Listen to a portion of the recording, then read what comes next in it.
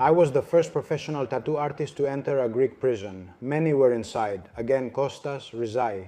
I had encountered those Satanists Dimitrogalis and Katsoulas who have now been released. I mean, the one who killed the child, the police officer, is out. If you kill a politician, you'll be locked up forever, you'll never get out. Once, while I was having coffee in front of the cell, someone jumped from the 4th floor and committed suicide. They collected his brains with dustpans. I know, just like that, because of one phone call, his girlfriend left him for another guy. His mother died, boom. I've seen things like that from the 4th floor down. When I arrived, I wasn't a criminal, I just did things they called illegal. I haven't hurt anyone, but if I left Diabolus, I'd be a danger to others. You have pent-up feelings. When the time came, I envisioned this bike worth 50,000 euros, even though I never said I would do it. I did it, which back then for me was the craziest dream. It didn't exist. I never imagined I'd be okay, have that much money and earn it from my job. Made myself nothing illegal involved. I fought hard, man. When I got out, I had nothing. Even my parents wouldn't take me back. An aunt of mine took me in and I started working as a delivery guy, trying to get myself a little bike, knocking on doors, delivering pizza. I started winning awards all over Europe in the toughest competitions. They asked me to give seminars before I even finished school. Welcome to MuscleTalk. I'm Itaklis Konstantinos, founder of ShapeStar, and my guest today is Kostas Baronis. Kostas, how are you? Hello, my friend, I'm good. Thank you for being here today. We're doing the episode. Thanks again. I'm good. Or otherwise, Proki. Proki, yes. So where did Proki come from? Proki came from the hair I had that looked like nails when I was a kid. It was my nickname before the tattoo and my job, and it stuck after too. Yes, we should mention that you are one of the best tattoo artists in Greece. People say that, though I don't like to say it myself. And you also have your own studio in Peristeri. My own studio in Peristeri. Yes, that's my base. Yes, so Costa, do you want me to start calling you Proki? Proki is better because I prefer street nicknames over those kinds. All right then, Proki. I want us to talk a bit about your childhood. I want to start from there and then nicely end up at the present.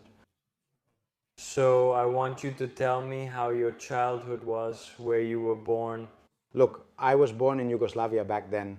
Now it's Serbia, because my mother is from there. My father was a sailor, he's Greek. He met her on one of his trips. They got married, I was born, and then we came here. Right after that. My childhood years were very poor in general, back then there was a lot of poverty. I lived through times when I only ate meat once a week and the milkman delivered milk to the yard or door. I experienced things like that. Were you born in 80? I'm 50 years old. It doesn't show, that's why. And now you're telling me that you lived in poverty. A lot of poverty back then. We were deprived of many things, and that's how it was, okay? In general, the adventure started after middle school because back then I was a very bad student. I didn't pass any subjects. The only subjects I passed were physical education and art. So I was going to go into one of those two fields. Physical education. My father didn't take me because I did some track and field, things like that, but I was a bit unruly. I didn't have enough discipline to do something like that, so he took me to the arts. Back then, the arts weren't like today, where you could be a painter or tattoo artist.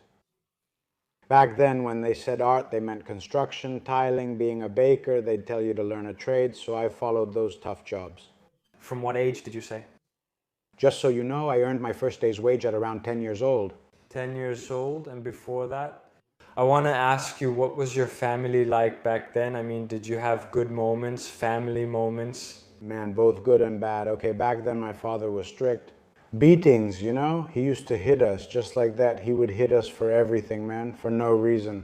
Were parents that strict back then? The old ones, My mom? Okay, that was a whole different story.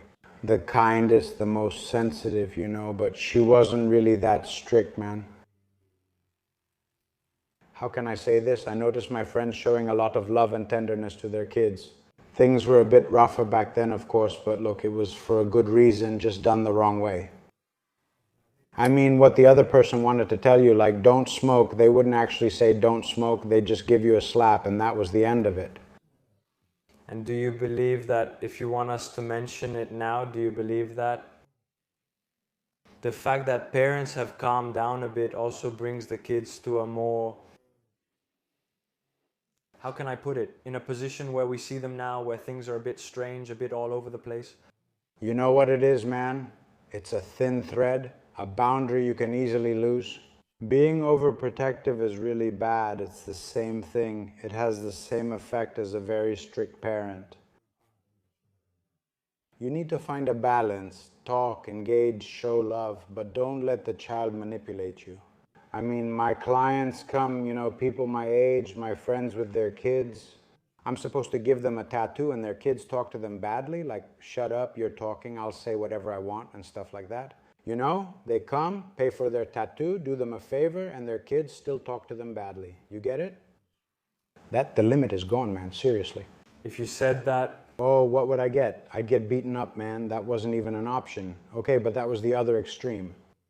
But I also see a lot of parents who talk too much. I mean, I see kids that I've experienced myself, In the big group, they were very lively, and I see that now. Many of them think logically, They listen, they see that they've received love, they've received, a nice upbringing, man, but okay, that's a bit more of a rare situation. Parents often go to extremes and struggle to find balance, which is bad. All right, I changed the subject a bit, but I think it was important. Proki, I want you to tell me now, you told me that generally how were your teenage years? I mean, you were working from the age of 10, and after that you were earning your daily wage. I got my first official daily wages. I was working, a bit older, right after I finished junior high school. My father sent me straight to work. That's it? And your friends, how were they? Look, back then, okay, all my friends were wild.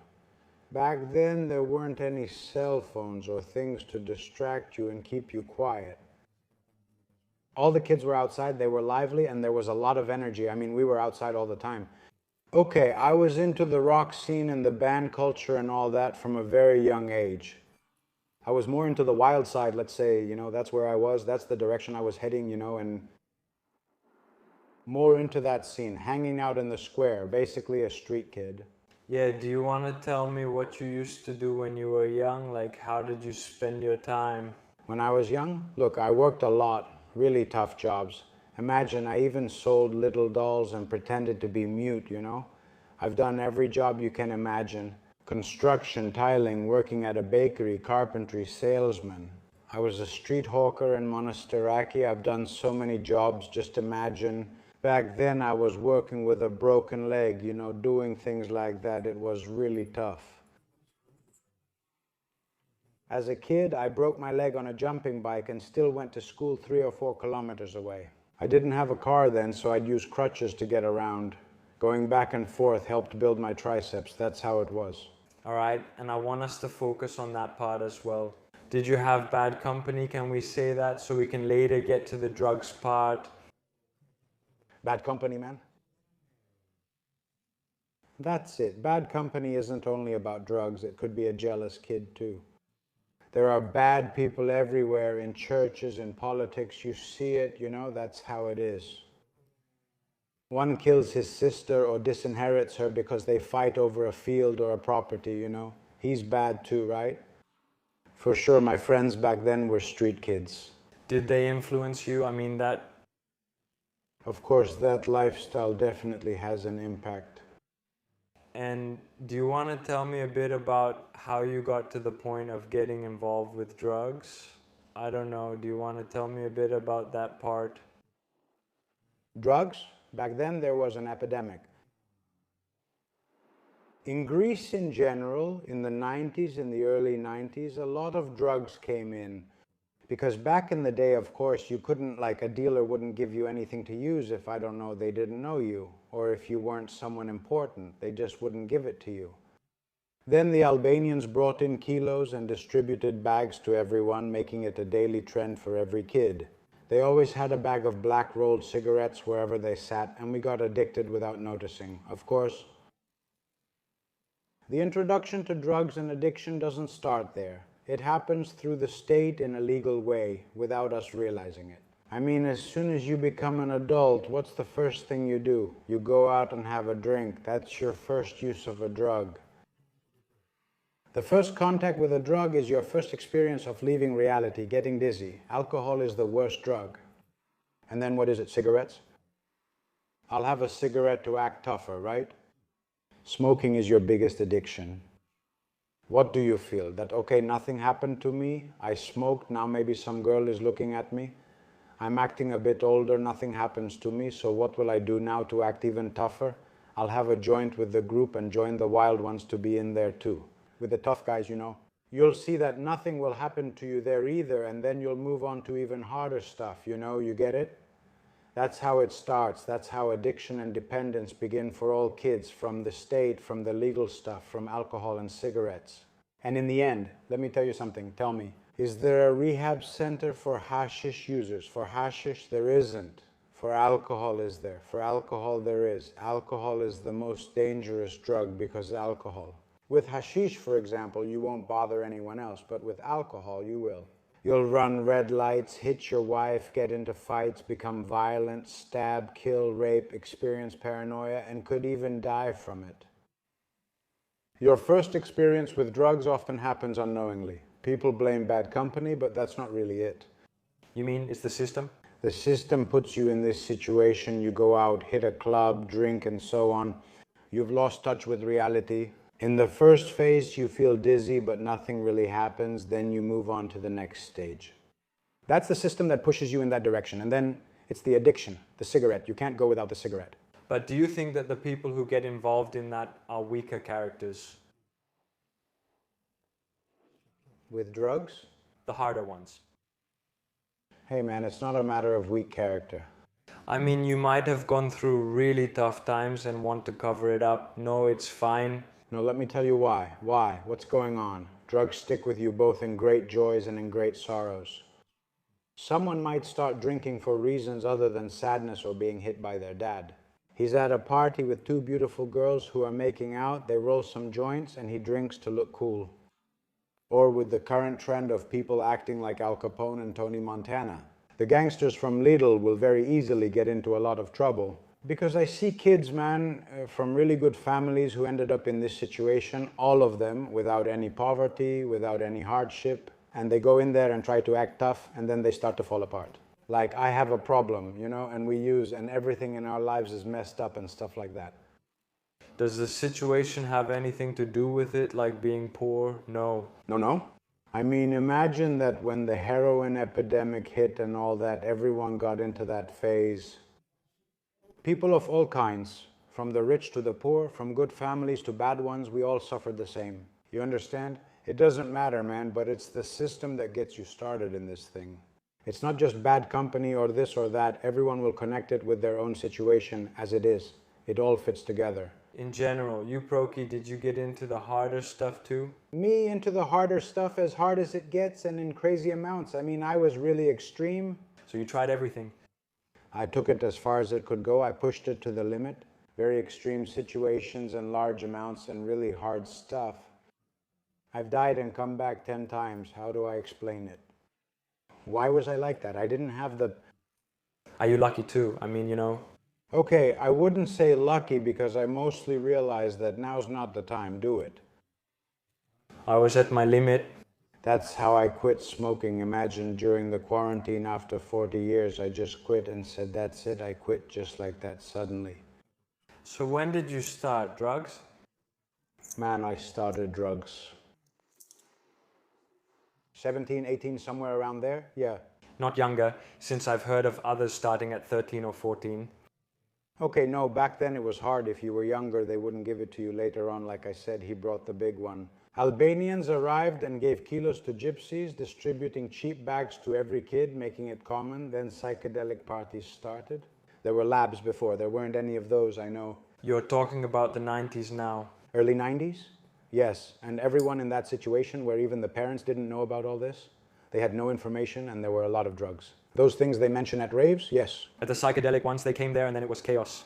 Oh, bags, what can I tell you now? It was crazy, but anyone could have access. Before, the dealers wouldn't give you anything. You had to be older to matter. They'd say, what do you want here? Yeah, later they just handed it out, take it. And did you ever reach a point where you asked yourself, what am I doing? And tried to change your path? Or did you just keep going like that? And then you ended up with that thing with prison? That's where I want to get to. Of course, you try and you say to yourself that you're doing something stupid, but you can't get away from it easily. It's really hard. Then I went to prison. Did your parents know? Did you have contact with your parents? My parents found out many years later, when I had already reached bad situations. They fought in their own way. They suffered too, like all parents do, but they couldn't do anything. Did you have siblings? I do. Were they there?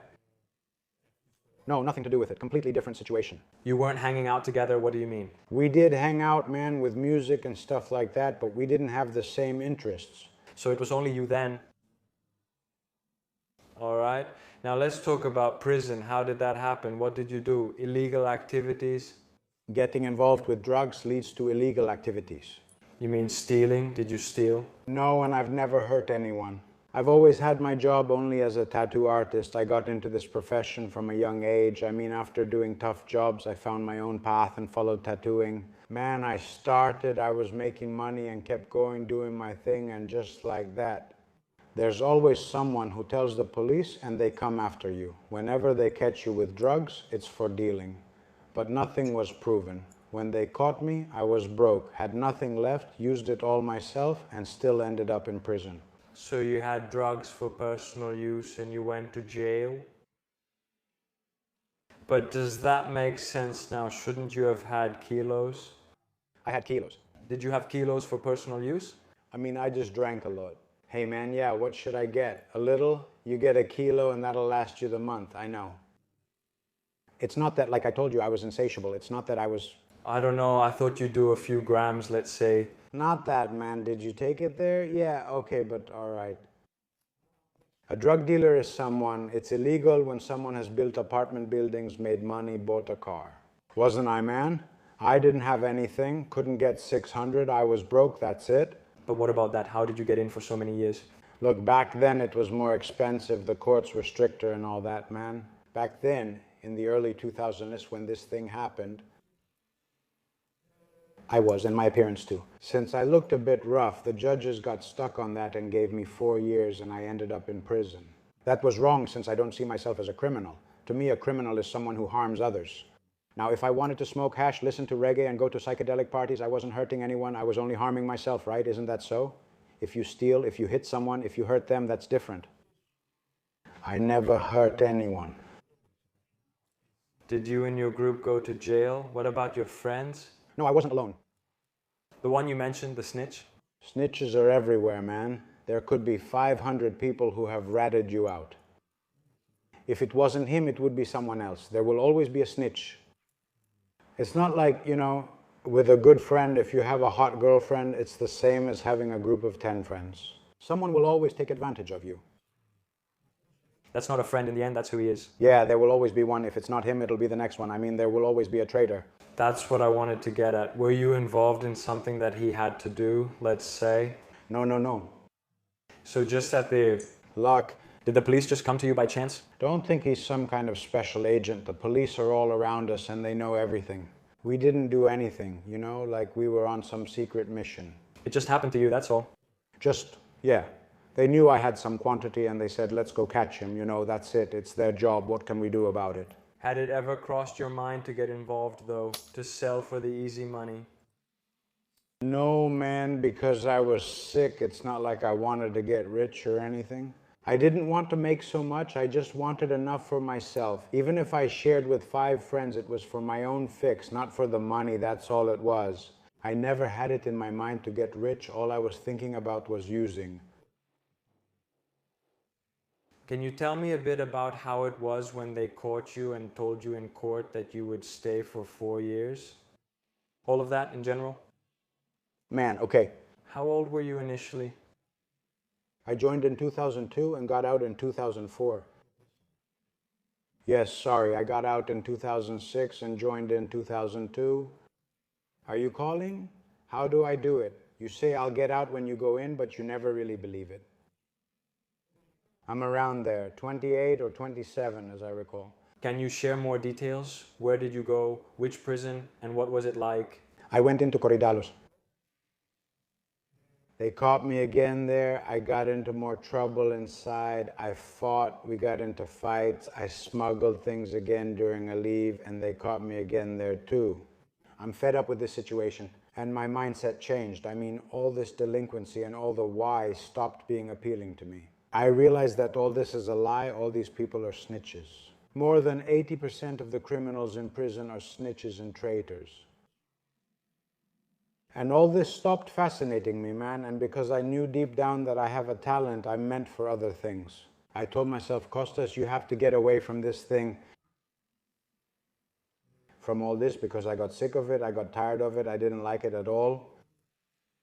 I have to escape from all this, and I started looking for ways to get out. I mean, from everything that life is, the delinquency and the drugs and all that.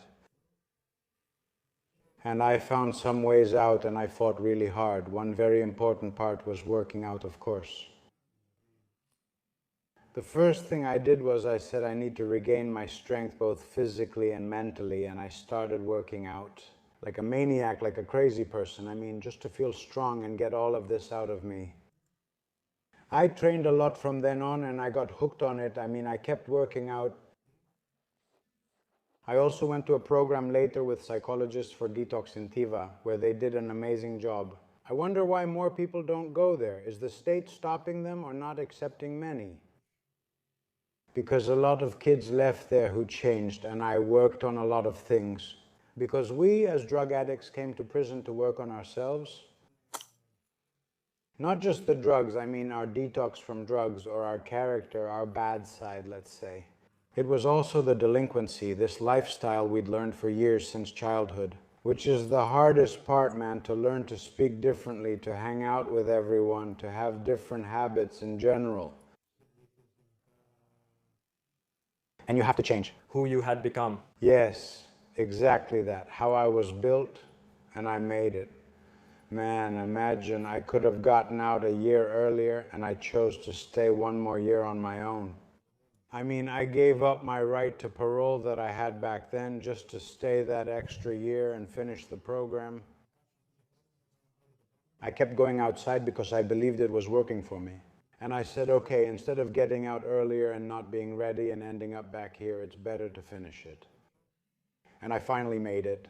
Since then, I mean, I've been clean for 20 years. I haven't used anything like that, and I've kept the habit of working out. Let's put it this way, because when I realized that in general, people like us enjoy addiction, everyone does, some with gambling, others with electronics, others with drinking. Everyone is looking for an addiction, man. Now with cell phones, all the kids are crazy. I said, man, whatever you're going to do, your addiction won't harm your health. I made my job working out, and Harley's my addiction. So, since you went through all that a bit quickly, can I ask you some questions about prison? I know there's much to discuss. First, I want you to tell me like this. In general, are there any incidents that might have happened in prison that you remember that have stuck with you until now? Prison was much tougher when I was there. Now inmates have more advantages. Back then it was really hard with a lot of violence and bad times. Violence. Of course, it's not like what you see in American movies where they say they'll beat you up, they'll rape you and stuff like that. Those things don't happen. That's it, okay? There were some scuffles. I mean, maybe a Greek would get into a fight with a Kurd and then we'd all go out into the yard together and start brawling. I don't know. I've seen a lot of violence, a lot of blood. I remember once waking up to have coffee by my cell when a guy jumped from the 4th floor and killed himself. They swept up his brains with dustpans. I mean, just like that, so simply, because he made a phone call, his girlfriend left him for another guy. Boom's mother died from the 4th floor down. I've seen things like that, you know. I've seen a lot of violence, meat, bones, blood flying everywhere. Because, you know, when you go into a fight with 100 against 100 people, it's like those close-up battles you see in Braveheart. That's right, you don't go there just to hit, you go to kill, you grab anything you find, any stone, and fight to survive. It's not just a brawl. So you're saying 4 years now, right? No, Or just at first and then? while I was in Korydallos, that was the case. Because after that, where did you go, did we say? After that, I went to Thiva, okay? And it was a different program. It was a closed program, a prison program that was peaceful. It was a different thing with jobs, with activities, with psychologists, with things like that. It was correctional, let's say. But at first they had you there. At first I was in the jungle, really. There was nothing. I mean, if you saw us wearing sneakers, sports shoes anyway, it was for trouble. If we were wearing flip-flops, things were relaxed. Can you tell me a bit in general from people who were there? Do you hang out with any of them? Do you have any friends? Look, there are a lot of good guys, you know, we'll say hi. I might see them on Facebook and stuff like that. Did you keep in touch? What do you mean? Yes. Recently, when I went to Albania for a tattoo festival, I met a lot of people from back then who have started families, they're doing well, or they're living in different countries now. I know I have some contact with a few people who have changed. I can't hang out with someone who uses a lot with some kind of intrusive behavior. I might have had a client to give them a tattoo, but I can't have any further interaction. I might see him at the gym and work out together, but I can't have coffee with him or hang out with him. Okay, you understand? In general, from the people you saw there, do you remember? Because you also told me off camera who it was. There were some years when it had the toughest criminals in Greece. In the past, yes, I have seen some really big names, very tough criminals. Indeed, some of them are still inside. I mean, imagine that I have an acquaintance, a Serb, who sometimes calls me to send him a card. I met him inside and he's still in there. Still inside, man. There are a lot of people like that, you know. Okay. Usually, that's how the system is. Man, you make a career out of it. The system doesn't help you get out of it. The system wants you to stay there somehow and keep you as a slave. You get it? Escaping isn't easy. Imagine I got out and in addition to the sentence, they fined me 4,000 euros, which I had to pay to the tax office. So there wasn't any help. I got out and imagine even though I was a good tattoo artist, because I was the first professional tattoo artist who went into a Greek prison. And I was doing tattoos inside illegally, should I say? Okay, I was doing tattoos, I was making my money inside, then I got out and worked as a delivery guy to save up money to buy my first tattoo machines. Little by little, even though I knew what the easy way was. I chose the hard way and fought really hard. No one helped me. My parents were poor, they didn't have a dime, things were really tough for me and I was in debt too. Right away. As soon as you get married, and I also had the stigma. The jailbird, what a criminal, what a gangster we caught just because they caught me with hashish. I know that, but I want us to talk about you. But now in prison, were you with criminals? Yes, no competition. The only ones who are protected are the pedophiles, those who kill women, who rape women, they put them in special units. That's why it's strange to me. That's bad for me. They should face the same consequences. Do you understand being together with everyone? We didn't get any special treatment either. We went in with everyone. I sat with a guy who'd killed someone, another with 500 years behind him, and one who owed money. Yeah, everything was fine. Some were there for unfair reasons, and some because they deserved it. And generally, it's a kind of school that doesn't help you get out, it helps you stay there, that's the thing. Do you want to tell me some names you saw there? Because you told me before, right? There were a lot of people inside, like Kostas, Rizai. The Satanists had caught Dimitrogalis, Katsoulas, who have also gotten out now. The kids have gotten out. They killed many women. They shouldn't be out because they are the real criminals. So the state keeps inside people who have killed politicians, and those who kill ordinary people like us are out. Now you understand there is nothing, no protection. I mean, the one who killed the kid, the police officer, is out. If you kill a politician, you'll be imprisoned for life and never released. Generally in prison. What did you do? How did the day go by? Our daily routine was playing backgammon. Lots of crafts. Did you say? Did you also get a tattoo? A lot of tattoos and a lot of working out like crazy, a lot of working out. I mean, we even worked out twice a day during the lockdown. I spent a lot of time on tattoos and crafts. I remember when we used sticks and straws to make small houses, backgammon boards, lighters, and similar items. We're talking about the calm days, not the ones with fights, violence, or isolation. I spent a month in isolation. Yeah, a month in isolation when they caught me with some things over there. I spent a month in a hole with just a mattress on the floor and a hole to pee and poop in. I stayed there for a month. My head was about to explode, man.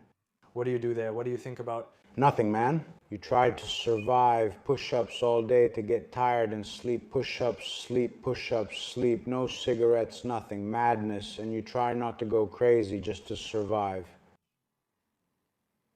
Push-ups and sleep, 100 reps, Bam. And let's mention this too, because I told you before, weren't there drugs, steroids going around over there? No, not back then. Lately though, I've heard of cases where steroids and all sorts of things were getting in. So you're saying now someone goes in and becomes a beast? You mean, how did he become a beast back then? No. The madness you have was a very pure kind of exercise because at that moment you want to survive, to keep your body together, to be strong, not to lose your mind mentally. So the only thing that could tire you out and keep you sane there is really hard training. Parallel bars, pull-ups, sit-ups, running. We also did some sports, so some boxing and stuff like that, because a lot of people would come in there who were involved in the nightlife. But they were champions, I mean wrestlers, boxers, very strong, very good champions who happened to get involved and ended up inside. So we were trained by people from different countries, Serbians, Greeks, Romanians. We did training sessions. I mean, there was a lot of that going on. So do you become an athlete? There? Yes, normally. But a bad athlete though. What about your diet? There, over there, what do you eat? Dieting was hard then. We'd sneak rice, separate it from meals, maybe grab an egg white. We were hungry.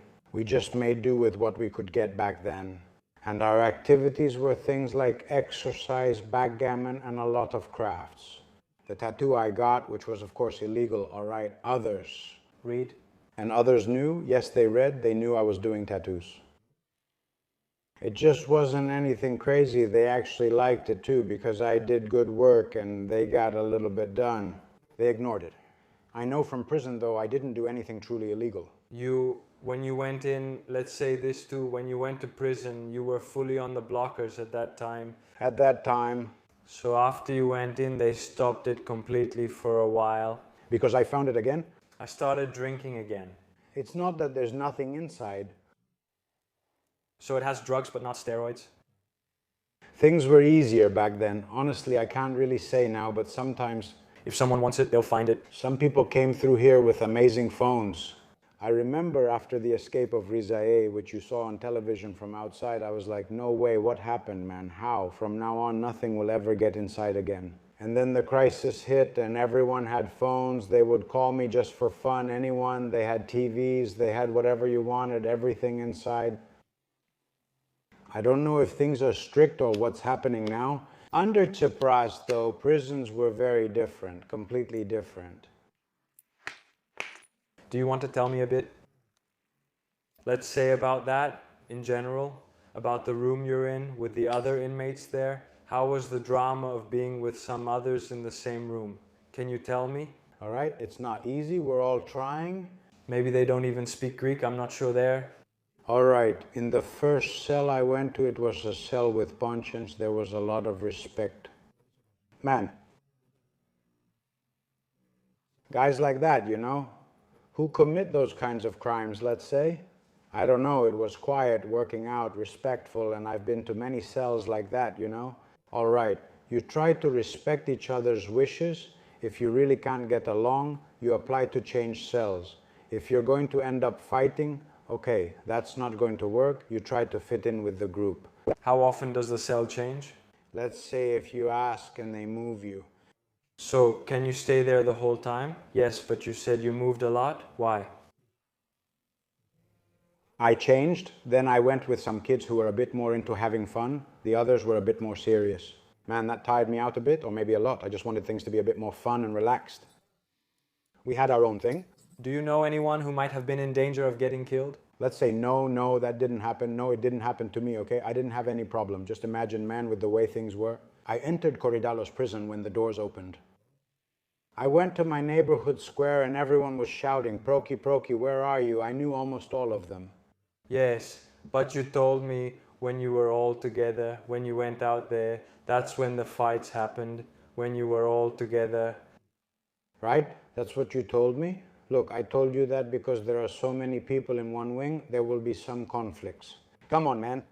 Everyone has their own issues. Some get obsessed with their phone, others with food or something else. It happens. Do I know anything or some mess?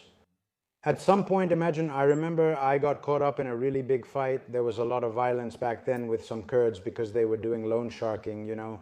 I mean, you went there, you talked to them, you asked them a carton of cigarettes since your girlfriend or mother couldn't send any this week, and next week you owed him 1.5 cartons. Some people didn't have anything to give back, and those guys would gather and act tough, so we had to get together. Now the Greeks had to organize to react that something happened. We had to do something there, you know, and we set them up because they were organized. I mean, as soon as something happened, bam, they would gather right away. So we set them up, we made a plan to ambush them and waited for them in the yard. And a lot of them gathered there, a lot of bones were broken. So you basically had to be in cliques.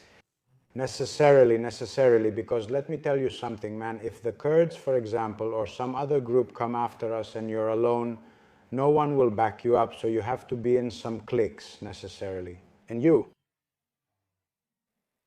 no matter how hard you try, you can't stay out of it. And you also told me that you were working there. You're getting worse, obviously, because if, for example, one guy went in for an offense, I don't know, something stupid, and the other has 100 years, he'll approach him to get him into his way of thinking, you know, to mess him up. And you want to tell me, when you finally got out of prison, did you say it was hard because you owed money? As soon as you got out, did you have to make ends meet financially? The tax office, yes. When you did all this, what was on your mind? I mean, what was your motivation? Okay, the motivation was to make a living. You know what, man? In prison, I learned the best lesson, and the best thing that came out of it was that I started setting goals and dreaming. While before, you didn't have that. No, because the system, the way it works, numbs you a bit with drugs, with cell phones, with work, with religions. They make you worship all day long. And you don't dream about your future. You don't envision something you want to achieve, a goal. Do you understand? I had so much time, and when I went to bed at night, I would think, dream, and set goals. Even if at that moment I thought it was just a movie, a crazy music video, that it would never happen. I was envisioning it. I was envisioning that one day I would be okay. I would be strong. I wouldn't be, you know, caught up in all that. I would have the strength, you know, to stand up for my family or for vulnerable people, or to have my job, my family, and things like that. I did it without a plan, just by keeping it intensely in my mind. That's it. But it's not that prison changed you, it's your own character that... You know what happens? It's not like others don't go to prison. But the same things again. For the better. It changed you. Yes, that's it. No, it's not a prison. But did that help? Did you have to go in? No, I wouldn't say yes. But you were in a tough spot when he did that to you. If not for Thiva and the Thiva program, nothing would have happened. So that's what...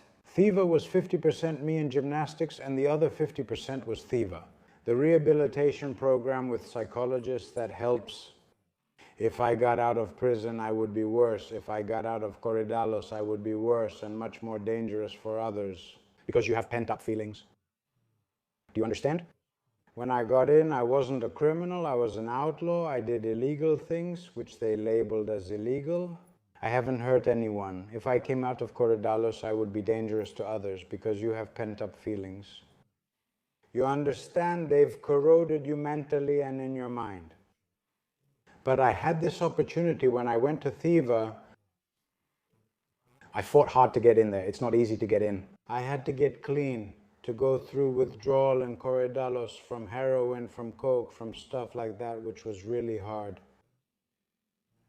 To regain strength and train hard. because they wouldn't take you otherwise, right? You had to be clean, to have worked on some things, and then they would take you after a committee review. I fought to get in there, but they didn't take me. You understand? Normally, all prisons should have been like this program. Not just toss you in, hand you food, and say goodbye. In 10 years, you should be seeing psychologists so you can come out a better person. If you prefer, stay as long as you like, 50, 100 years, it doesn't matter. You understand? It's not like I fought for this, I made it happen. It's not that they put me in prison and I just got lucky. Surely, if I was outside, maybe I would have gone to such a program on my own. Maybe I would have even died. You don't know, but that's how it is. That's also 50% of me. Because I even told you about the cigarette, man, that I quit now at 45. You know, during the quarantine, I realized I couldn't keep doing it, and I just quit, just like that. But what you said that after Tiva you started having dreams. No, I had dreams even before that. While I was in Korydallos, I was dreaming. I was always envisioning and dreaming. It was my escape from in there. You understand? I mean, imagine that I've done something really crazy. I happened to get a magazine with some Harleys back then, and it had a cover with a nice chopper, really expensive, the kind you see in America. And every night, to calm down, there were two ways for me to be able to sleep. Either to think about what workouts to do the next day, what exercises, tricks, or to imagine that I'm riding that motorcycle free on a big avenue. Which actually happened. I mean, the time came when that bike, which is worth 50,000 euros. Without ever saying that I would do it like that, I was visualizing it, I did it, which at the time for me was the craziest dream. It didn't exist. You have to imagine that I will be fine and I will have that much money and I will do it from my job. Huh? Self-made, not from anything illegal. I fought hard, man. When I got out, I had nothing. Even my own parents wouldn't take me back. An aunt of mine took me in with great difficulty and I started working. Delivery work, seeking scooter, knocking on doors. You know, delivering pizza, and I was embarrassed because I was a tough guy. I didn't want anyone I knew to see me and say, look, Proki is doing delivery, so I was ashamed. You know, when you're a bit of an outsider, that was part of it too. I had to change it, and fixing it took time. It wasn't easy, you get it? We had some star attitude, and I managed it. That's what happened. The dream I was envisioning came true. I built this machine, I drew it on a piece of paper, I made it, and everything I was imagining every night that I would drive it, I did it. Just like many other things, and with working out, it helped me a lot, and the other thing was that I would be okay. That's it. I want you to tell me now about your friends after all this, what happened with your friends, with your groups. There were no friends when everyone disappeared. No one helped, not even with a pack of cigarettes. One friend of mine, only one Albanian, one who also emigrated to America, he left for a better tomorrow. I hadn't seen him for 10 years until we met again. Yes, he even marked the date here when we met. He's doing well. He has a family, kids. Only this Christos cared and would call my mother and send things. I might have sent cigarettes, $50, something like that. Everyone else eating bread disappeared. When I got out, I did the same thing. I told anyone who approached me at my peak to leave. I had nothing for anyone.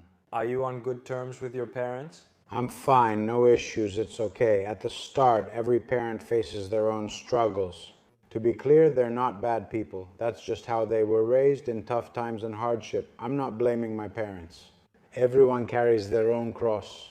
They made mistakes, not out of malice. I mean, my father didn't hit me to make me a slave or anything, just to give me a slap. That's how they learned too, man. They weren't bad people. Good or bad, right or wrong, that's just how things were.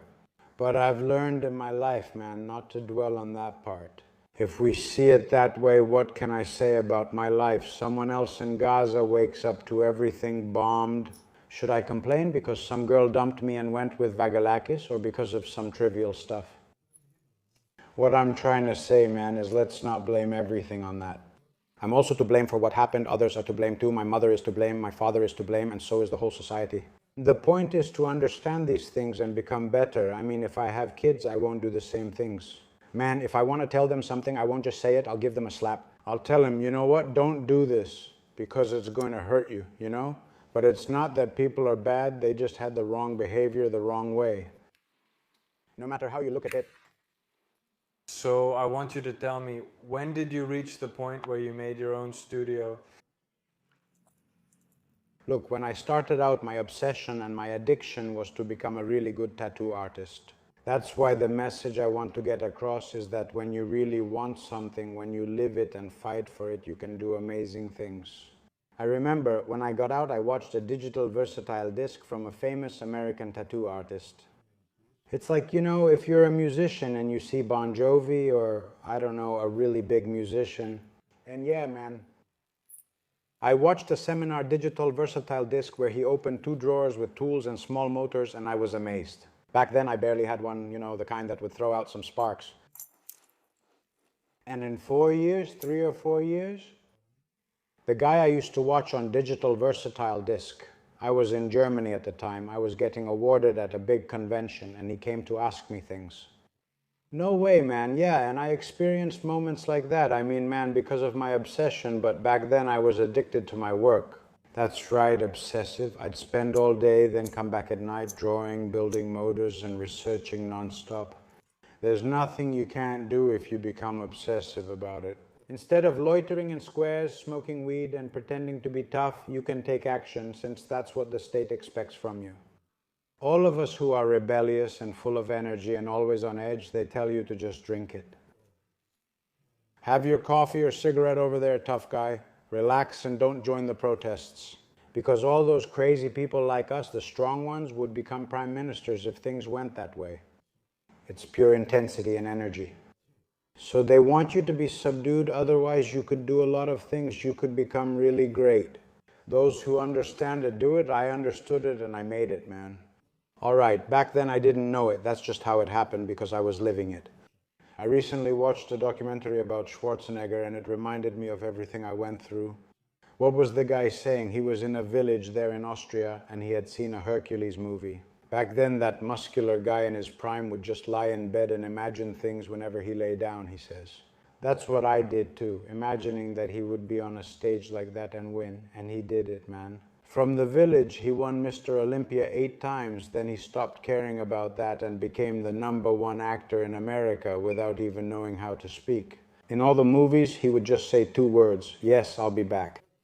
That's it. Both he and Stallone became the highest paid actors in America. And then he married Kennedy. He almost became the president of America and ruined everything because he slept with the maid and that's how he had a child. But he used to say, I would sit and visualize it, live it, make it a dream, and then he made it happen. More important is to visualize it. When you dream, set goals and visualize, you make it happen. If you want to look down, you'll be a fool for life. If you want to sit on your phone all day, you'll be a fool for life. When you leave reality, the state and the system have many ways to keep you down and foolish. Others say Allahu Akbar, waiting for a God to come and save them. I know, like a ghost, Superman, Batman, in tough times no one ever comes, nothing. Others turn to drugs, others to gambling, others say it doesn't exist. They want you down, they don't want you to dream and strive for something greater. Yeah, and that's how I made it, man. I mean, imagine crazy things happened. I was getting awarded all over Europe in the top 2. All the events, imagine they were calling me to give seminars, teaching abroad, and I hadn't even finished school. I mean, I don't even know how to write, I don't know, and I became a teacher. Back then... Let's say, and now you're telling me this, 5 years after prison, for example. 3. 3 years, man? Change it. After 3 years, I started in 2016, 7, 8, 9, 10, yeah, 4 years. I opened my first shop and I went all in. I went overboard and then you said you opened more shops? I opened 2 shops in Cyprus and 1 in Monastiraki, but had to close them because they didn't succeed. To be the boss, because when you do business, you let go. I wanted to do tattoos too, but I couldn't manage it.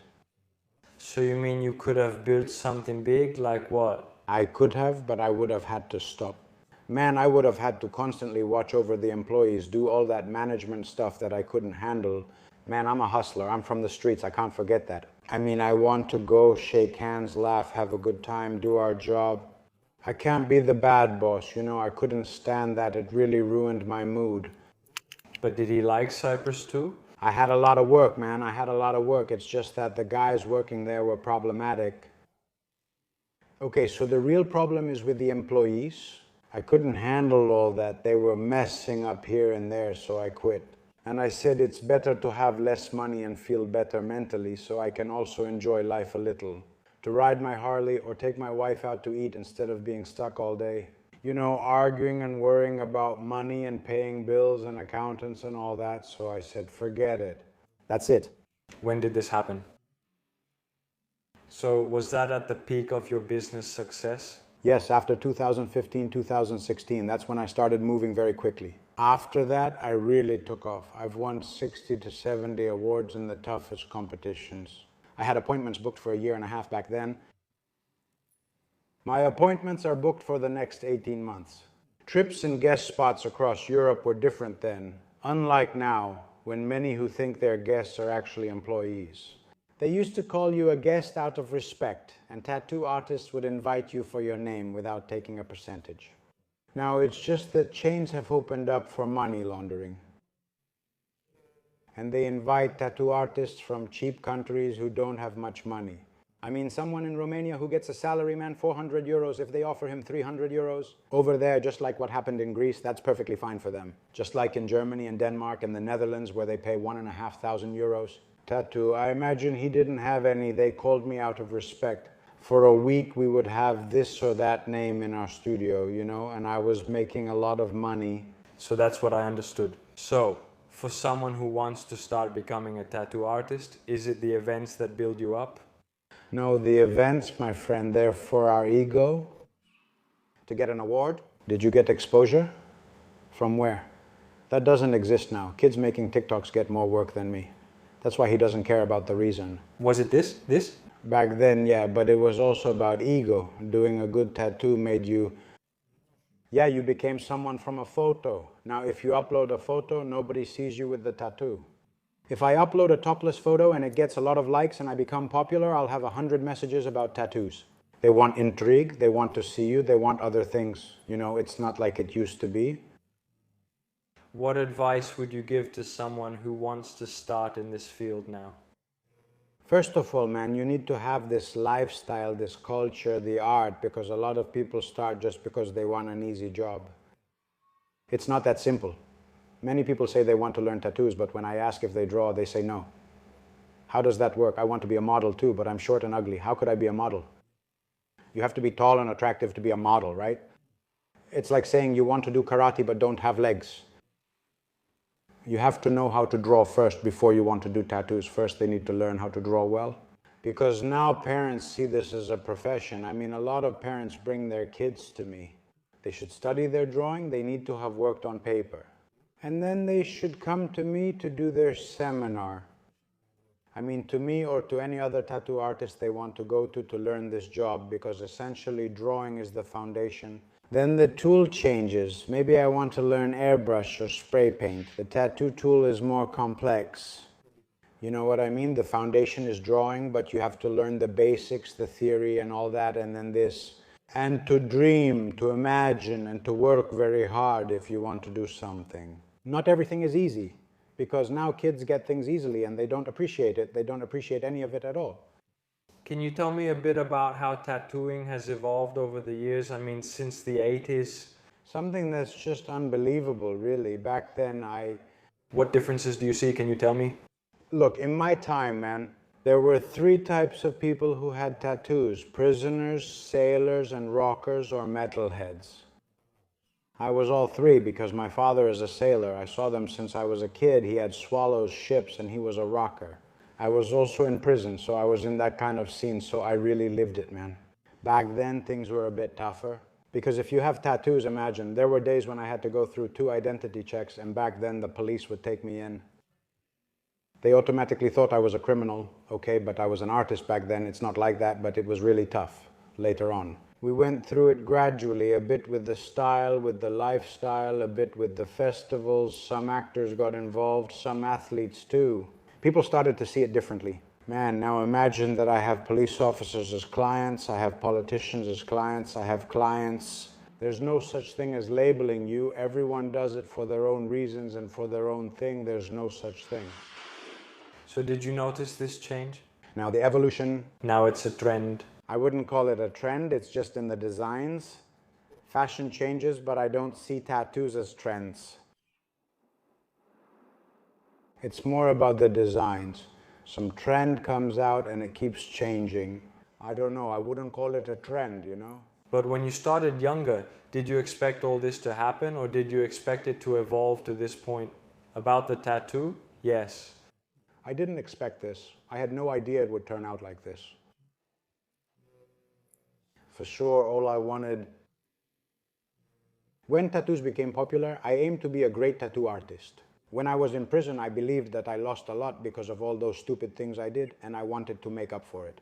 It was my obsession to make up for it, to recover my lost years, and to become a really good tattoo artist, man. I achieved it quickly. Tattooing really took off and became a great profession. Now it's gone downhill. Because it became very commercial, people who shouldn't be tattooing are getting into the field, all sorts of commercial stuff. Liars, scams, a lot of lies, a lot of Photoshop, a lot of fake photos, lots of videos. Yeah, we do this, we do that, we're this, I don't know, all this nonsense, you know. And honestly, this thing really bothers me, man. Because it loses its value, it loses its purity, it loses its edge, it loses all of that, everything. When you see someone else, some poser getting into this scene, honestly, it bothers me, man, because tattoos used to have a bit of wildness to them, you know? Yeah. Yeah, because now everyone does it. Man, now you go to the Buzukia and you see the bar woman, she's covered in sleeve tattoos. I mean, people who have nothing to do with it, they just do it because they saw it in a photo, you know, from someone else. Most people say they don't like that. Proki, can you tell me about his current collaborations? Are they going well with Alex? With Alex, yes, we met before. I remember 3 or 4 years ago, he came and asked me to do a guest spot at my place, supposedly because he does TikTok.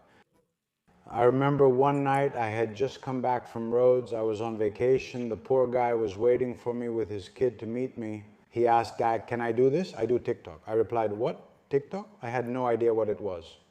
He had 30,000 followers then. He says things are going well and asks if I want to collaborate. I saw him with the kid and said, come on, man, let's do it like this. Work with us. We became friends and it grew into something big. I came to the shop. Hundreds of people showed up. I didn't know the power of TikTok and all this stuff. And I told him, do you want me to send you to other friends of mine? Like here in Rhodes, in Larissa, it really took off. He made a big network. It grew like crazy. It became incredible. We did this for charity. Big things. Imagine, we raised 17,000 euros in Larissa. I don't remember how much. Yes, we gave for the animals. We did a lot of events, man. 1,300 people came, 2,000 or 3,000 people came to my place. We did one event, another 1,700. Tripe stirred things up in Thessaloniki. We had a really great collaboration, man, and now we've formed a big group, Kleinmind Productions. That's what we call it across Greece, tattoo artists. We meet at festivals, hold events, do charity work and raise money. You know, for animals, for that, for families who have problems and stuff like that, we do all kinds of things like that.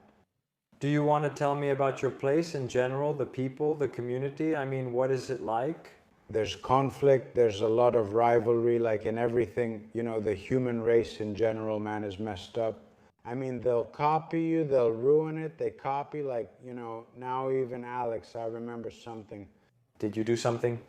Yeah, man, they copy him. I mean, they take his lines, they do the same things, they look for and ask for guests. Wherever he goes, studios, piercing places, they've done the same to me for years.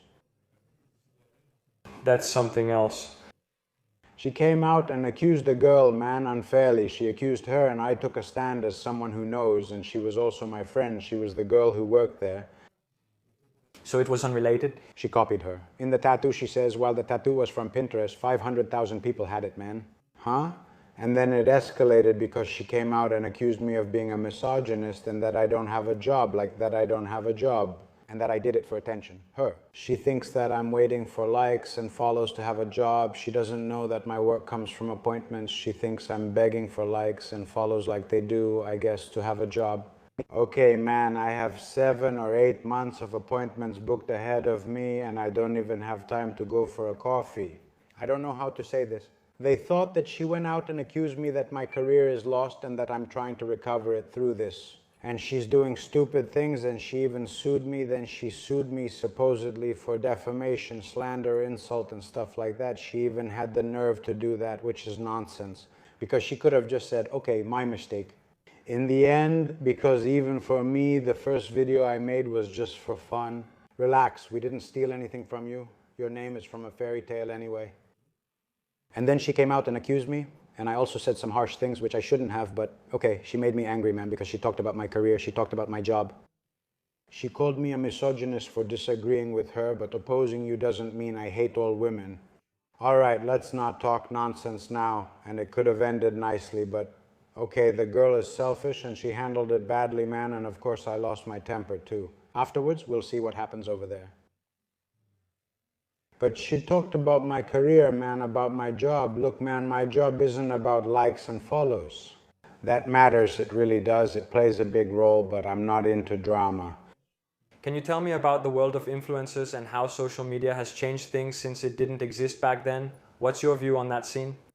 Man, honestly, there's a lot of fakeness, a lot of lies, a lot of nonsense in general, you know? Okay, there are some people I respect who are genuine. For example, I've met Diabolus, and he's exactly the same in person as he is online. He never acted tough with me. He's genuine, generous, hardworking, and a true fighter in life. He works hard for his passion and goals on his own, and good for him, he's not bothering anyone.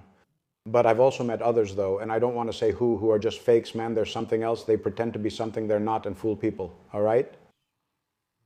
So that exists too, you've seen it up close. That's really common, man, even in the fitness world, the influencer fitness scene. A lot of people say they don't take steroids and they're lying and stuff, you know about that too, and it's wrong that they're lying. They should be more genuine, not fool the kids, because there are some people who got kids into fitness through social media. Like Janellis, like Dream Greek, like many others. But they say, man, this is what we do. We're not telling you to do the same, but they say that's who we are, you know. Still, I see a lot of kids at the gym who were influenced by Janellis, by Dream Greek, and they work out. And they've gotten away from drugs, from coke, and from the fake gangster lifestyle. They do sports and similar activities, which I think is great. Things have changed a lot in general. Yeah, it's packed. I admire these kids and I'm jealous of them because now they train in gyms that we didn't have. They have that comfort. Okay, we might complain and talk about trappers and stuff and drugs and all that, but there's also a big part that goes that way. You know, right? Let's not say or blame them for everything. Okay, I don't like to blame and judge, especially the youth, because I made mistakes too. Of course, I could give advice to anyone who wants it, not criticize them. I try to understand the youth too, to get it through social media, to follow them so I can keep up with things. Wherever I can, I'll give my advice. Can you tell me a bit about working out? When you were young, what sports did you do? I did track and field. I was very fast. I had really strong legs. I used to run, and then I broke things. I did bicycle motocross. I made a big jump. I broke it. Then the next year I did a backflip again. Aerial flip, yeah, I did that too. I broke my other leg too. I spent 2 years on crutches because they were serious fractures. I mean, each break took me 6 months. After that, I quit sports altogether and started getting drawn to the other lifestyle, delinquency, acting tough. You know, sitting on benches, listening to music and such. Man, that was a big part of what pulled me away from all that. I mean, for me, man, is working out, you know. It's my daily routine, it's my hobby. You get it? I mean, just imagine, I'm on vacation now and I've signed up at the same gym you go to in Shampoo. I work out everywhere, even on month-long vacations. I'm not doing it to get abs and look good for my mirror. It helps you psychologically. It's the routine. Yes, I like it. I don't do diets and stuff like that. With a belly, man, okay, I like to have a good time, eat my ribs, and in the morning I'll do my workout. I have it as a daily routine, you know, and it keeps me healthy. And I feel good as long as I look good. Man, I feel good, exactly. I just don't cross the line because even in this situation, sometimes the line gets a bit blurry. I mean, man. Very easily with steroids? With steroids and with the looks, man. I see a lot of narcissism, a lot of psychological problems in kids, in many kids who go to the gym.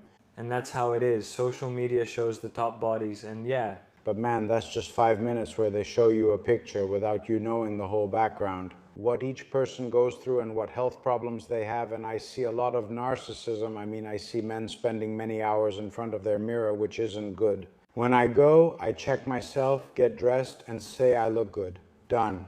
If you're staring at your butt for an hour, that's not right.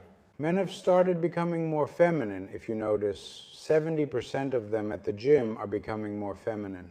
From all the beauty, they're just looking at themselves in the mirror. They now wear leggings and shave their legs.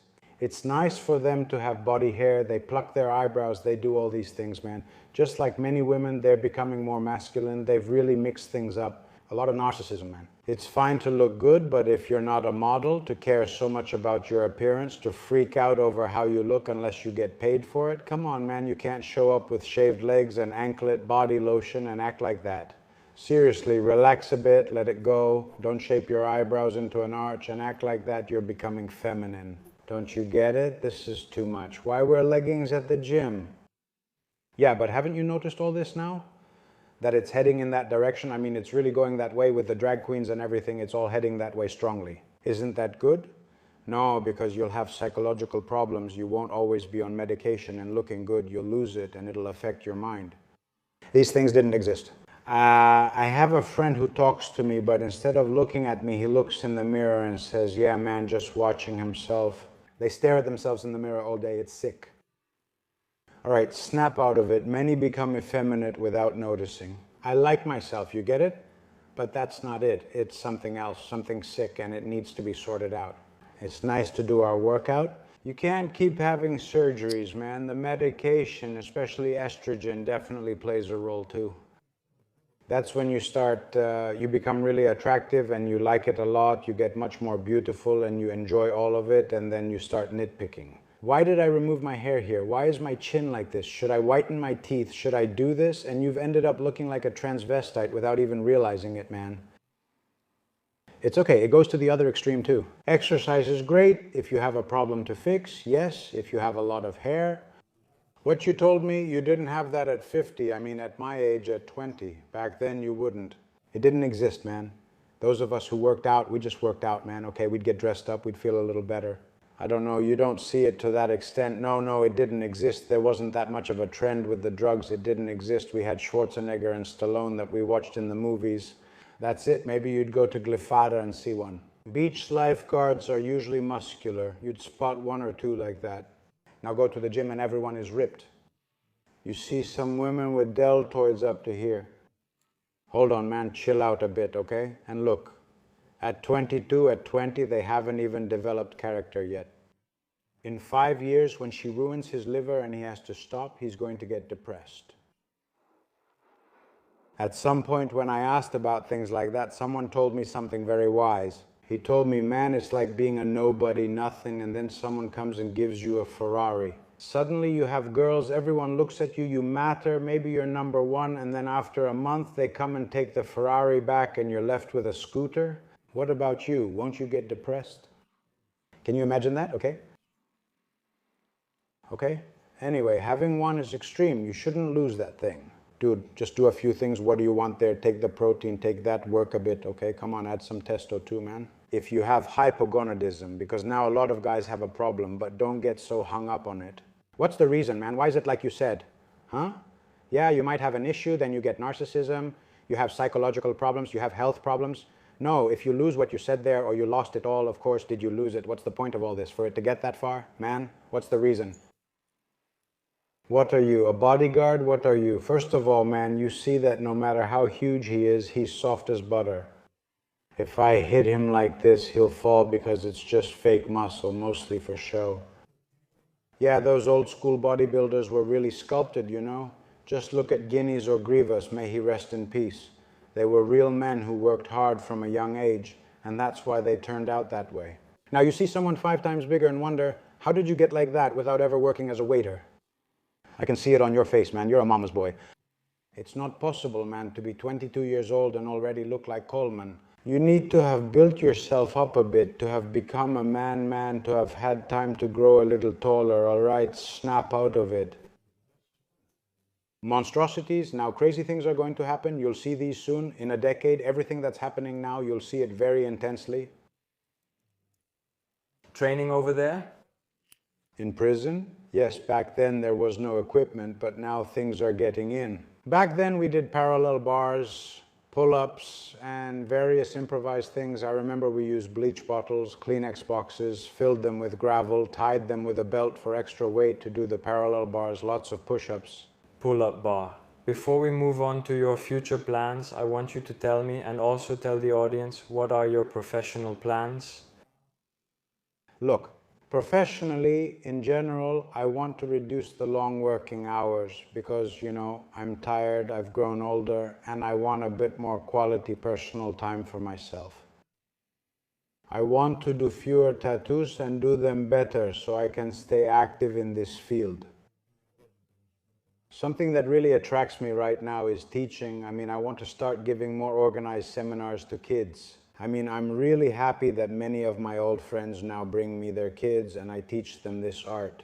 And I'm leaving a legacy behind, It really moves me to see my friends' children learning from me and continuing what I do. I'm going to focus on this a lot. Maybe I'll enter one more competition just to win one last award. Let's say, just for show anyway, now I'm mostly sitting as a judge.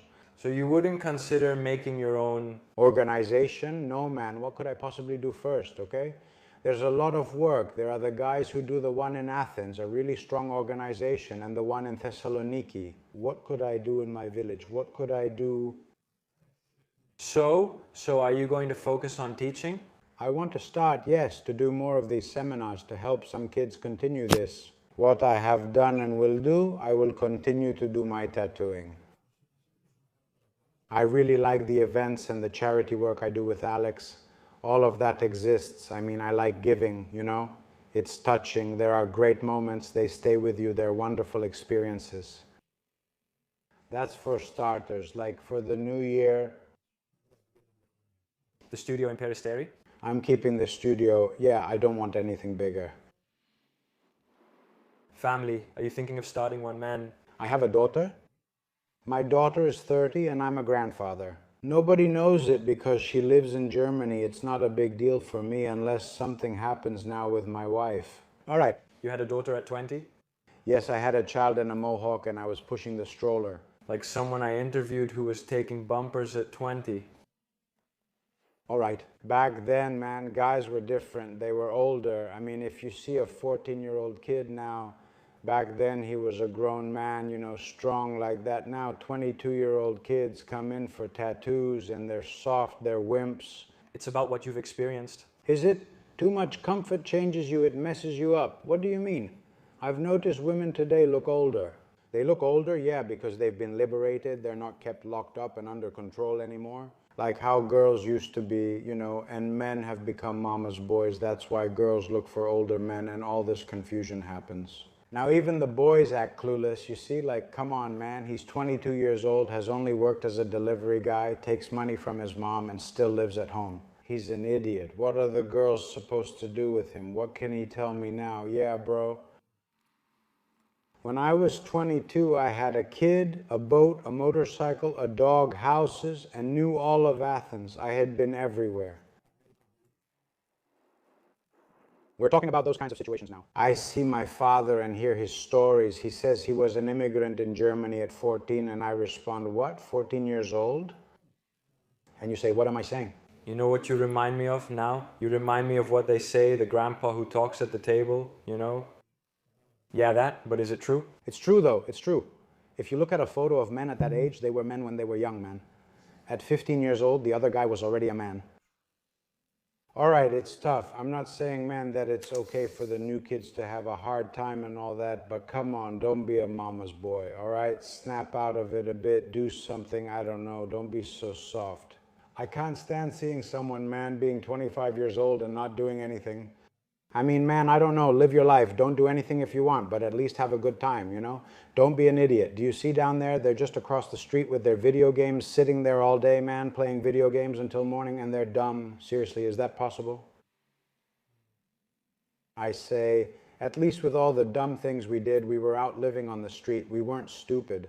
You know, that's one thing. And the other thing is, man, as you get older, you start saying, let me try to live a little longer, maybe take some vitamins, maybe quit this, quit that. Yeah, when you're young, you push yourself, wondering what else you can drink, how you can mess up, ride fast, jump, even risk dying. As you get older, you focus on living one more day. That's your opinion. Difficulty shapes you. If everything is like that for you, man, okay, nothing will move you. There's nothing you can achieve that will move you. Man, if you told me to take 2 million and stay in a villa, I'd die. If I had to stay inside and last a year, I'd die. A man is a hunter. First he chases women, then he chases work after finding his partner. To achieve things, to raise your child, to save someone next to you, to help, to work, to conquer, to say, bravo, look, I made it today, you know? If you lose that, it's over. But what you said, man, I mean, at 20, I know a lot of people, my uncle, my father, all those friends of theirs who had kids, they lived lives that we are going to live at 30, you know, of course. My father used to tell stories about being in Germany at 15, betting on street boxing and similar things he experienced. I know about my mother in the Netherlands. She was working there too as an immigrant. He married her. What are you talking about? And the other guy. He was about 22 and said, what's up, bro? Bro, I really had nothing to say to you. He's always on his phone. That's a shame, really. But you don't mention it's the system trying to make everyone conform. Huh? Yeah, are you okay? It's not the kid's fault. It's the whole situation, the whole system here. It happened to me too. One day I left my phone at the shop, went home, and found it as soon as I got back. I panicked because I left it at home and said, oh no. Dude, what happened to me? I was so clueless. I only got to know the internet, this laptop, when I was 35. When I got out of prison, I saw this and I said, no, what is this, man? I didn't know about these things. The only thing we used to play was some Pac-Man at the arcade. Kids these days are born and they have this. They're born and they have this. I see kids these days, man, from a young age, and they're like this all day, and I say, get off it, you'll ruin your eyes. This is life, it's not good. Let's discuss this now. You had your daughter at 20. You had a lot of responsibilities from a young age. How was all that? Hey man, it was tough. Okay, I didn't raise her. Is that why she went to Germany, you said? No, because I caught my wife with another man. That's when I got hurt. That's when it all started for me too. I got into hard drugs and stuff. It's not that I haven't told you everything, I just haven't. You don't want to say them? No, it's just that I can't tell you a lot of things. Details. Did it hit me hard? Yes, it messed me up. I caught my wife with my friend and they took my child. I got upset, you know, because back then, man, I was young, I was innocent. You know, you just can't handle something like that. It just hit you out of nowhere. And then I had no control. I just dove right in, even though I was messing around a little bit, man. After that, I lost it, you know. Back then, I wrecked everything. I had no restraint, no limits. And that's when my real suffering began, let's put it that way, because I got really hurt. Things were different back then. You didn't see the stepfather and the other father taking the kid like you do now. And it's a good thing it was on an island, because if it had been here, I might have killed someone. You understand? Okay, it was hard to do something bad there, to endure it, but afterwards I became self-destructive with everything I was going through. Someone else had my child. With my daughter. After some years, after a lot of work with psychologists and all that, I managed to meet my daughter and get to know her and all that. I couldn't really get close to her, man, because she had already grown up with the wrong people and some things went wrong, you know. I couldn't really get close to her, so I let it go. After that, I stopped fighting for it, man, because she was going through her own phase too, and yeah, it didn't really lead anywhere, but it's okay. For me, it was hard to make that connection, man. It was really tough. You, now that I asked you the first question, are you thinking about having a child? Now? We talked about it, right? Look, I like kids and all, but I'm not crazy about it. I don't have any, and my wife isn't pressuring me either. I don't know, but if it happens, I'll go for it. I'm not afraid of anything. In general, I'm not obsessed with having a child. And, you know, I help raise a lot of kids around me, my sisters, my friends, you know. It's the same for me. I don't have any obsession with doing that, and I'm older too. All right, okay, I'm 50, you know, but if the opportunity comes, I'll go for it. I won't let it pass. So what would you do now? I mean, your child, how would you tell them no more phone? How would you handle it? I would try, yes, as much as I could to take it away from them so they could learn real communication. Now you can approach a girl, get rejected, and still message her on Facebook later. She might even respond or send a revealing photo. People haven't learned to communicate face to face. They only know how to text. You can't just leave, man. We used to go out to the cafe and look at a girl for a month, and we'd fall in love just by looking at each other, looking and looking, until we finally talked and got together. I don't know, man. Want to tell me? And what about the loneliness most people feel now that everyone is alone? They don't understand loneliness, man, because everyone's on social media. They just don't get it. But do you notice everyone's a bit lonelier? Of course, but they're learning to be alone. Why, man, can they be with someone else because the other person, man, wants to get on social media to do that? You know, the whole thing, and when the other person is next to them, they get annoyed.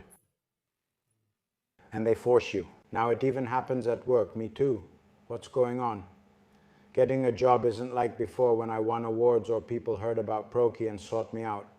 I have to do TikTok, go out and expose myself and do silly things, act foolish, make people laugh, do stuff like that, so they get to know me, the new generation, because the new generation looks at these things. Now, someone is at home doing silly things, tattoos, and uploading TikToks, and they have a lot of work even if they don't do good tattoos. The kids will go to the place where he makes videos on TikTok and does silly things. That's what gets attention. Of course I do too. I mean, I've put you to work, so you have to be there. Otherwise you'll lose. Back then, tattoo shops were hidden in the mountains. You had to search for them, knock on the door, and we'd hide instead of answering. Now you enter a coffee shop and there's someone outside offering a massage and maybe something extra inviting you in, and we're the same way. Back then, we used to get turned away from cafes, from coffee shops as kids. If we were holding a worry bead, if we had any kind of trinket, they'd say, "You're a punk, get out. You're not coming into the cafe, let alone a club." Imagine now, man, even the kiosks are advertising these days. Influencers and others promote and advertise it. Yeah. Wrongly, in my opinion, too many influencers. Now that they're acting like they're ideologists and wise men and all that, they're advertising and promoting gambling. For me, that's a foul. I'm not judging. I'm not judging the kids, the youth, whatever has to do with themselves. If someone harms themselves, it's their right, I'll advise them. If someone harms others, not only will I judge them, I'll attack them and beat them up. Those who advertise gambling on social media to make kids sick, they deserve a beating and jail. They are criminals. Gambling is an even bigger disease. So I'll show you a person who's into gambling and a person who's a heroin addict, and they look the same. No teeth, skinny, broke, and begging on the street all day. That's bad, it's not good. Because that's where the money and power are. You can't do anything. Forget what you can do. The point is that it's bad what I'm doing, it's not good, man. For me, it's basically illegal, just like anything that causes harm. From the moment, man, that they put me in jail because I used hashish. If you're so concerned about my health, why not quit alcohol, Coca-Cola, which causes cancer, and smoking, which kills everyone? You'll say it's their choice, just like mine. Did I bother you? Cut all that out, since you care about other people's health and wanted to punish me because I used that. Quit it too. Why not ban other deadly things instead of taxing them for profit? So you made this illegal but not the others? Drugs? Why aren't the others considered drugs too? Isn't gambling a drug? How do you advertise it, man? And now you open, what do you call them? It's not only influencers and athletes, that's the main issue. They're all out of line. I think it's wrong. All right, let's go now.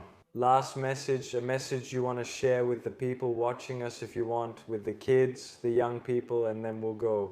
Second part. Look, the message I would like to give is the one I told you before. The whole trick. And the essence is to live in the moment, to live your life.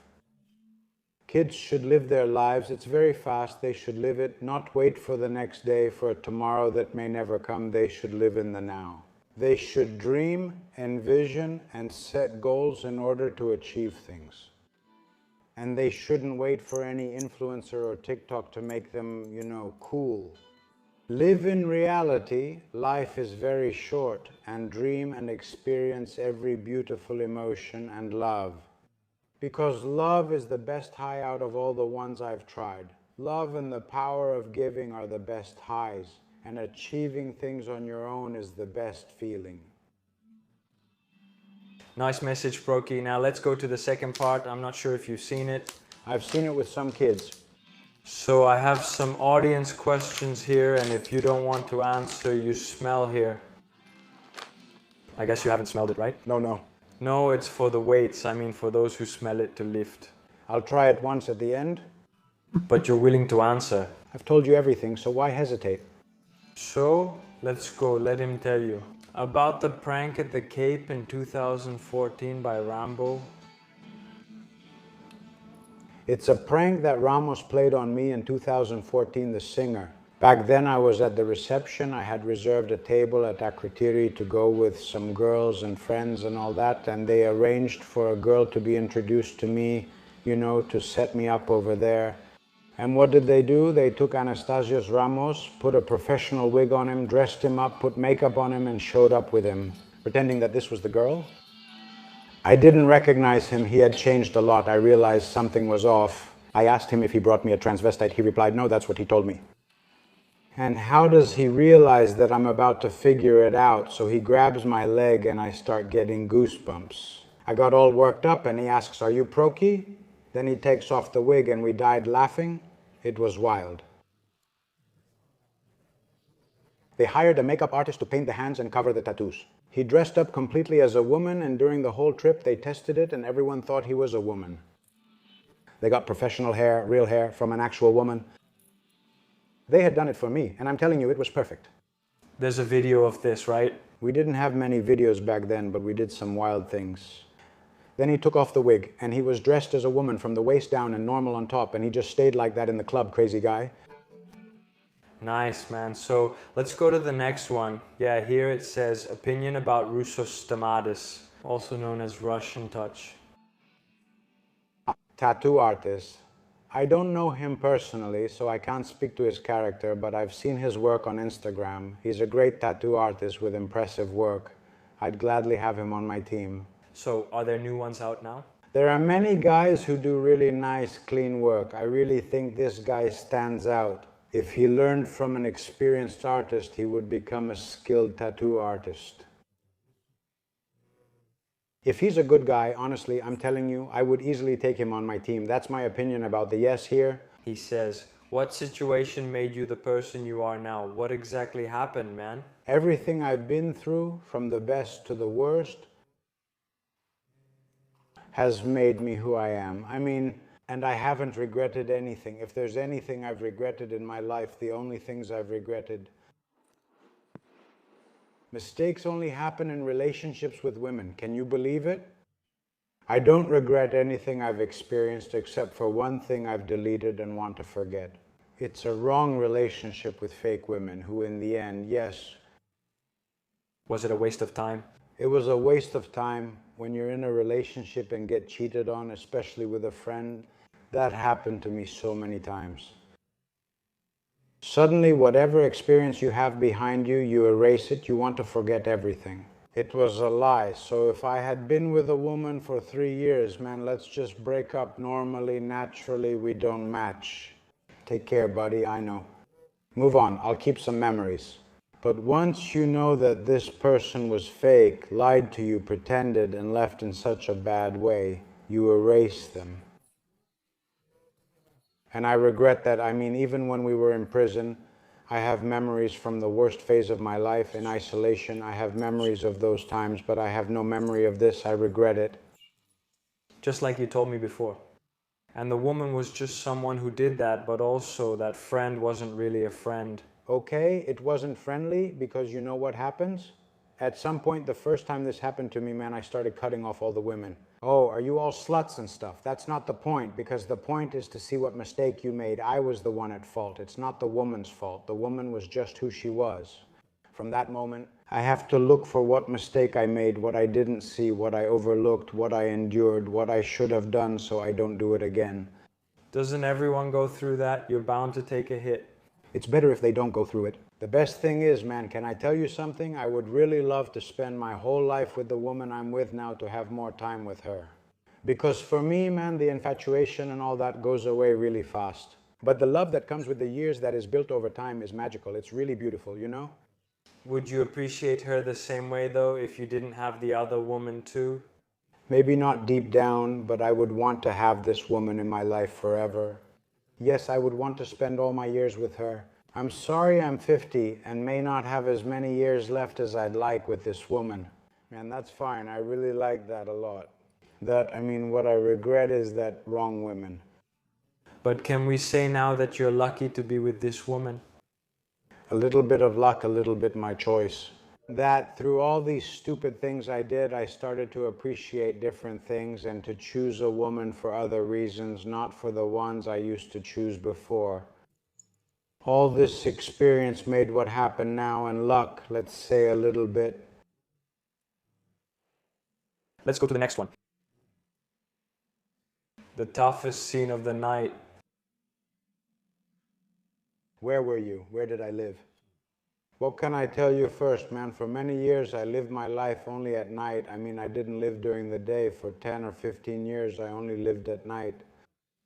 How can I explain it to you, man? I used to sleep all day, wake up at noon or in the afternoon and live all night. That's why now I can't handle the night anymore. All summer, I haven't gone out to have a drink or stay up late. Did you used to work at night? No, I just used to go out. I was a night owl. You never worked at night, let's say? Yes. After quitting my day jobs, I became a tattoo artist and was involved in delinquency for many years. I was only out at night. I didn't work at night. I just was. Like that. I did my tattoos and then stayed up until morning. I want to ask about your size. Have you always been this way? No. I was skinny. Yeah, okay, the drugs and all that, I was a twig.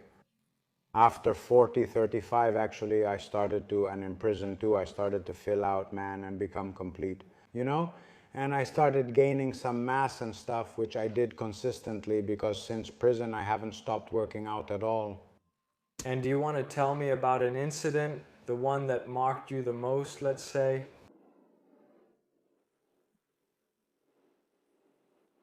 Okay, just mention one or two things instead of every detail, since the video could get taken down. Yes. Man, what can I tell you now? Something you remember? A tough situation?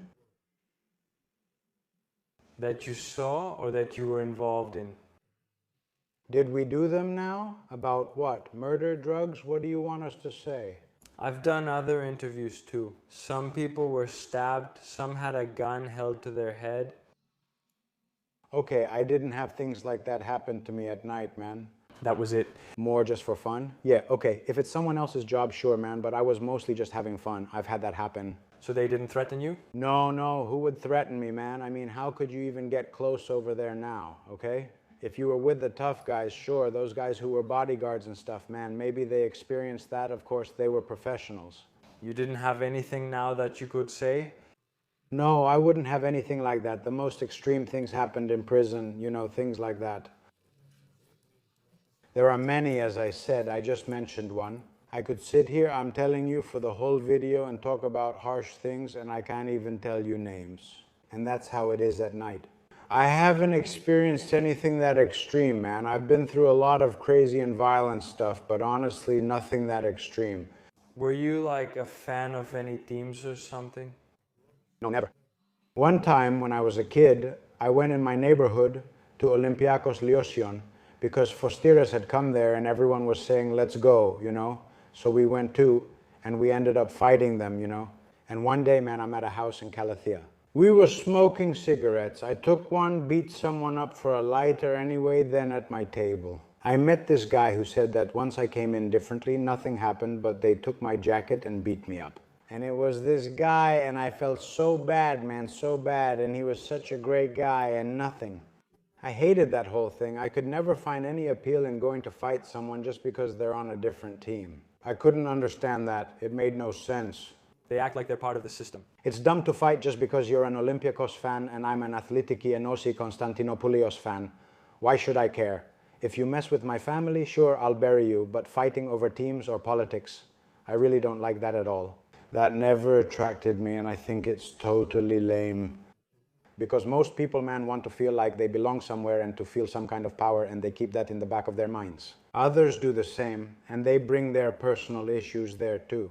That's wrong to me. If someone wants to act tough, let him handle it himself. That's how it should be.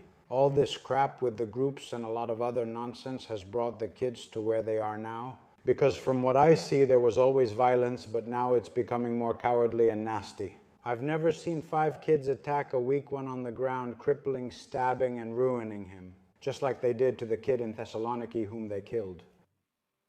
Man, I remember if the other guy fell down, that was it. We'd shake hands. All right, man, it's over, finished. Or if the other guy gave up, it was over, man. Or if we saw 3 people beating up one, we'd beat them up ourselves.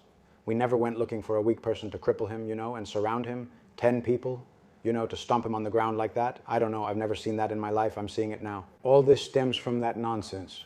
Because the one who does that, he's a coward for pulling out a knife and stabbing the other guy who's already down. He's always afraid of getting slapped, but today when you step out, take your slap too. That's an issue. That's malice, pure malice. That's a really bad thing. So did we always have violence? Us, we had a lot of violence. Young people, man, Me, imagine I used to go out as a punk, and every 50 meters I'd get into a fight. Everyone would mess with me. There was violence. We fought, but man, we never tried to ruin the other guy, We fought, measuring ourselves like roosters. It's over, man. Now kids just gang up 10 on 1. Chill out, then his dad and some shady guys show up. Yeah, and I'm supposed to call the police? What police? Just grab them and get even. You want to wait 5 years for the trial and let them bully your son in the neighborhood? Wouldn't you sacrifice yourself to beat up that bastard? Him, his mother, his father, all of them. Where are the parents who used to protect their kids? They've made them all spoiled brats. Should we say you'll go to the police? What police? Are you going to wait 10 years and let them bully him? Should you go to the school and beat them up? Should we suggest doing the same? Get 5 big guys to surround and pin down their kid, then bring his parents to see if he repeats it so they know what your child endures is wrong? Man, it's not right. What were we saying? And you asked me that? Well, I think we went from talking about prison at night and brought it here. Now. But also about the fans. Yeah, bravo. I usually don't agree with fan clubs or teams. This has always existed. Now, as you said, people might even use a knife. Yeah, man, now the kids have gone too far. I see them going in groups, forming gangs, always wanting backup and more. I've always been a loner. I don't like getting into cliques and stuff like that, man, or into groups and all that. Whatever I do, I'm a loner. It's just me. I don't need anyone to protect me or to go do things unfairly, because for me, man, that's just not right. Even in politics, I see anarchists and fascists as both wrong, just at opposite extremes. If you get 5 anarchists, grab a fascist and beat him up, you're also doing fascism yourself. Are you doing the same thing? Action, reaction. If the fascists go and beat up some poor Pakistani guy, man, that's unfair to me, I don't see anyone being right, and wherever I see injustice, I react to it, That's why I was never part of any organized group like that, How did you meet the guys from gym, and what did you have to say about them? He must mean the gym ghetto. Look, the owner of the gym ghetto, who is Roma, he was a client, he came to me, I gave him a tattoo. We had something in common working out, he told me. I have a small gym there next to my house.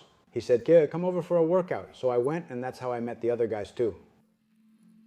What we have in common is working out. Man, we all have the same daily routine, It's not like we're all best friends at the gym or anything, because a lot of people talk, they curse and say you're hanging out with criminals and stuff just because Baronis went there recently and did a workout, and they were saying he was hanging out with criminals too and all that. I don't know, they've kind of lumped me in with that group too, man, but whatever. Now I'm doing tattoos. I might hang out with a cop, someone not on the right side of the law, or someone else, but I keep all that separate from my work. Man, if I give a tattoo to a cop, what does that mean? That I'm a snitch or that I'm a cop myself? You're not collaborating, just doing it? Yeah, if I go to a training session, I might meet a cop to train with, or I might go to a gym and there's a gangster there. That's as far as it goes for me, man. Over there, though, the guys are really honest. They're really, the guy who owns the gym is a really good guy, very honest, very genuine, just like all the guys there.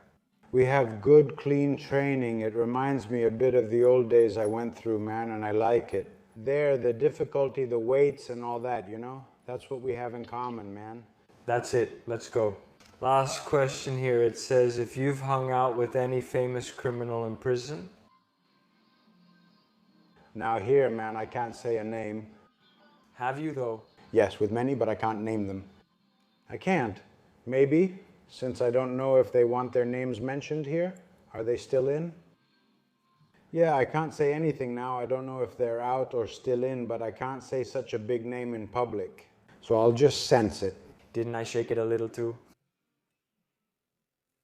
Should I take a good puff or be careful? Take a little sniff. Whoa, is it good? Ah. I heard it. Let me drink some more. Let me drink. Isn't it good? And I shook it just now. Otherwise it wouldn't have said woo. Let me have another drink. I liked it. It smells a lot. What is this? Ammonia? Hey? Yes, it's ammonia salts. Ammonia. I smelled it and it hits the nervous system. That's good. Yes. It's strong. So this is spicy. That's it, my friend. That was our conversation and I think it was strong. Anyone else who wants to learn more details and other things, just let them book. You'll invite me again. If someone wants to book an appointment now, where do they book? I mean, should they call the studio or just go there? Should we mention it? There's a short wait, but it's okay. I also have two excellent artists, Lin, the Chinese, and Aris Gras, both award-winning and nearby. They will join the seminars I'm hosting. Lin will teach painting because he has graduated from two fine arts schools, and Aris will take the beginner part, the basic training, while I will handle the more complete apprenticeship. We have formed a good team. I believe we will grow. So do they send you a message or do they go to a website as we said? No? Or they message a page on Instagram. The best thing is for them to come by so we can meet. They can tell me their ideas, what they want to do. We can discuss it and organize it. All right. Is there anything else you'd like to mention? No, that's all. Whatever it is, they'll send it to you in a message.